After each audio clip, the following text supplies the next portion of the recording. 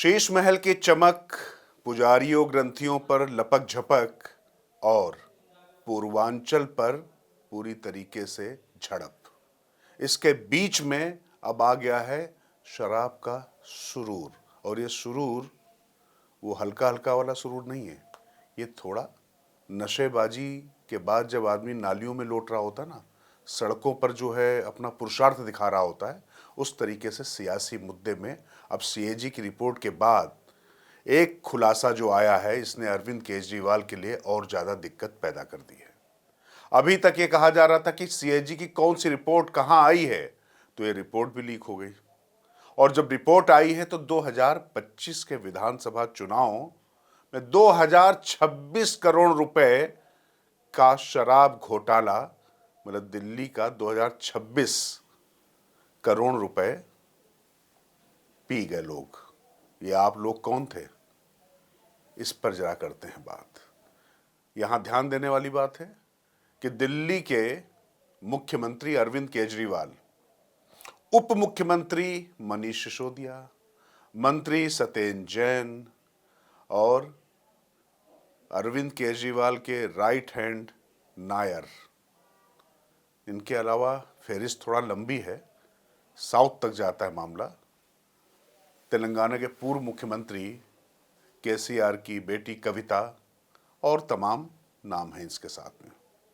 लेकिन ये सब लोग आज की तारीख में जमानत पे हैं। और जब सीएजी की रिपोर्ट आई है एन चुनाव से 25 दिन पहले कि 2026 करोड़ रुपए का राजस्व का नुकसान दिल्ली को हुआ है, जिसके आधार पर एफआईआर हुई, ईडी और सीबीआई ने अपनी कार्रवाई की और जमानत पर जब अरविंद केजरीवाल को आना पड़ा तो उसके बाद उन्हें इस्तीफा देना पड़ा। अब सवाल ये उठ रहा है कि इस भ्रष्टाचार का जो आरोप है शराब का, इस पर किस तरीके से आम आदमी पार्टी अब सफाई दे पाएगी, क्योंकि अभी तक तो ईडी सीबीआई सब केंद्र के इशारे पर काम कर रहे थे।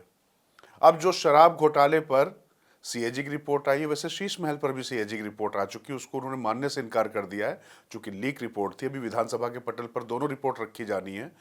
तो बाहर जब ये आ गई है तो इसका जो ब्यौरा क्या है वो जरा आपको बता देते हैं और किस आधार पर एक कार्रवाई हुई है। और जैसे आम आदमी पार्टी एक एक बात बताने में जुटी पड़ी है, वैसे ही कांग्रेस और भारतीय जनता पार्टी भी जुट गए हैं।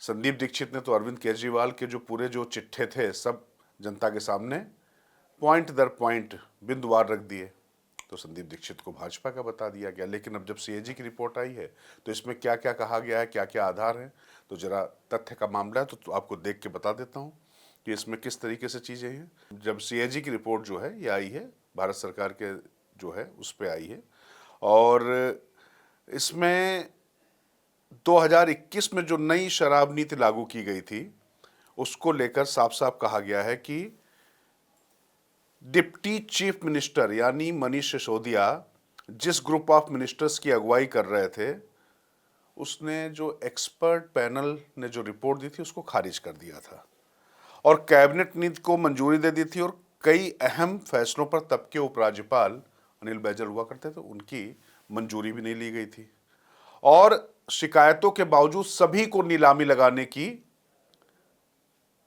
अनुमति दे दी गई थी। अच्छा, इनमें वो लोग भी थे जिनके जो घाटे में चल रहे थे। आमतौर पे ऐसा होता नहीं है।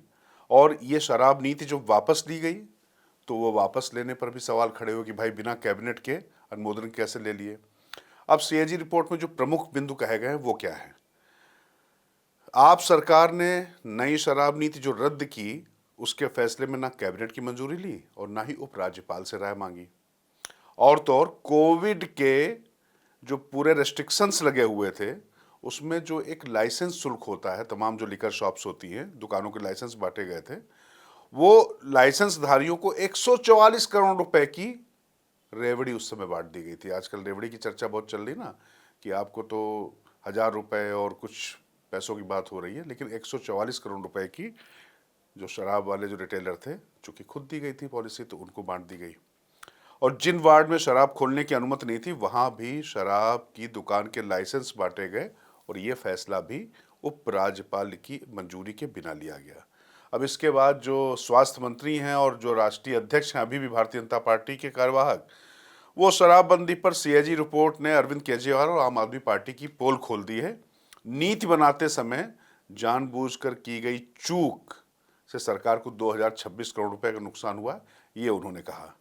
और वैसे आपको पता ही होगा कि 21 दिसंबर को पिछले साल एलजी ने केजरीवाल के खिलाफ केस चलाने की अनुमति दे दी थी और इसको लेकर बहुत सारी चीज़ें हुई, पीएमएलए और तमाम चीज़ें होती रहीं। अब केस से पहले जो एलजी ने जो अनुमति दी है वो क्या 4 पॉइंट महत्वपूर्ण थे उसको जरा समझते हैं। ईडी ने ट्रायल कोर्ट में केजरीवाल के खिलाफ 7वीं जो चार्जशीट दायर की थी उसमें 9 जुलाई की चार्जशीट पर कोर्ट ने संज्ञान लिया कि केजरीवाल के खिलाफ केस चलाने के लिए पर्याप्त सबूत है। ध्यान रखिए, ये कोर्ट का है। कोर्ट ने माना कि केस चलाने के लिए पर्याप्त सबूत है। फिर ईडी ने जो ये चार्जशीट थी, अरविंद केजरीवाल ने कहा कि वो गलत है और इसको जो है रद्द किया जाए। दिल्ली की मुख्यमंत्री की जिम्मेदारी चूंकि अरविंद केजरीवाल संभाल रहे थे तो उसके लिए केस चलाने के लिए ईडी के पास आवश्यक मंजूरी नहीं थी। इसके बावजूद ट्रायल कोर्ट ने चार्जशीट पर एक्शन ले लिया, यह आरोप लगाया गया।